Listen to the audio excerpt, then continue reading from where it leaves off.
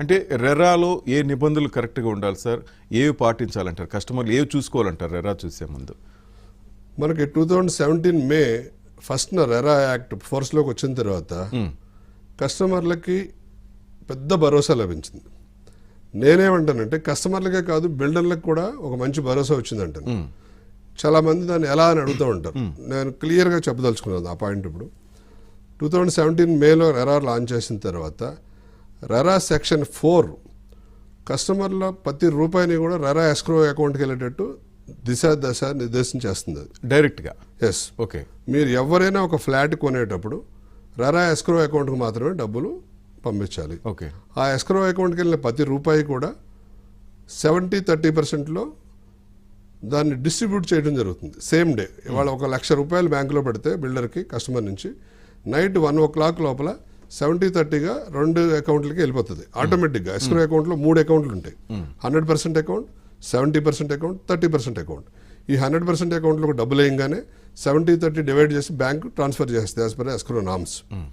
అయిపోయిన తర్వాత బిల్డర్ ఆ 70%ని ఓన్లీ బిల్డింగ్ కన్స్ట్రక్షన్ మాత్రమే వాడాలి. ఎందువల్లంటే ఆర్కిటెక్ట్ సర్టిఫికెట్ ఉండాలి, ఆడిటర్ సర్టిఫికెట్ ఉండాలి, వాడినట్టు బిల్డింగ్ ప్రోగ్రెస్ ఉన్నట్టు ఉండాలి. అలాగే ఎవ్రీ 3 monthsకి అది ఆడిట్ అప్లోడ్ చేయాలి రెరా వెబ్సైట్లో. కాబట్టి అక్కడ మోసం చేయడానికి వీల్లేదు. ఒకటి. రెండోది, 30% అమౌంట్ ఏదైతే ఉందో బిల్డర్ కూడా మరి ఫ్రీడమ్ ఉండాలి కదా.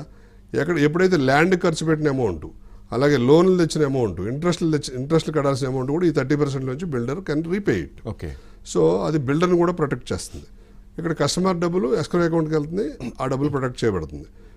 దీనివల్ల ట్రాన్స్పరెన్సీ పెరిగింది కన్స్ట్రక్షన్లో. బిల్డర్ ఇన్ టైంలో కట్టి డెలివరీ చేయగలడు, కస్టమర్ మనీకి ప్రొటెక్షన్ ఏర్పడింది. దీంతో పాటు సెక్షన్ 12 రెరా అడ్వర్టైజ్మెంట్లో క్లియర్గా మెన్షన్ చేసింది. ఏమని?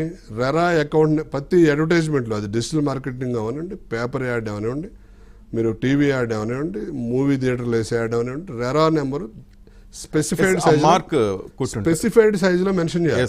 సైజ్ కూడా డిక్లేర్ చేశారు. సో వెబ్సైట్ మెన్షన్ చేయాలి.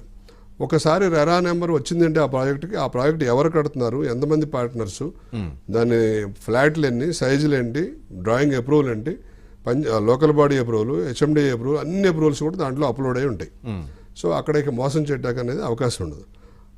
అలా రెరా ఇటు కస్టమర్ని ఇటు బిల్డర్ని ఇద్దరిని కూడా ప్రొటెక్ట్ చేస్తుంది. Lot of transparency has come in to the picture. అలాగే ఎవరైనా ఇంకా బియాండ్ దట్ వెళ్ళి కనుక చేస్తుంటే, రెరా నెంబర్ లేకుండా యాడ్ వేస్తే, కంప్లైంట్ చేస్తే crores of rupees కూడా ఫైన్ వేస్తున్నారు. చట్టపరమైన. ఓకే. అట్లాగే వేరే ఇంకొక ముఖ్యమైన భరోసా ఏంటంటే కస్టమర్కి, ఒకటి మనీ సేఫ్ జోన్లోకి వెళ్ళడం, సేఫ్ అకౌంట్లోకి వెళ్ళి కన్స్ట్రక్షన్ చేయడం, 2 టైమ్లీ డెలివరీ చేయడం.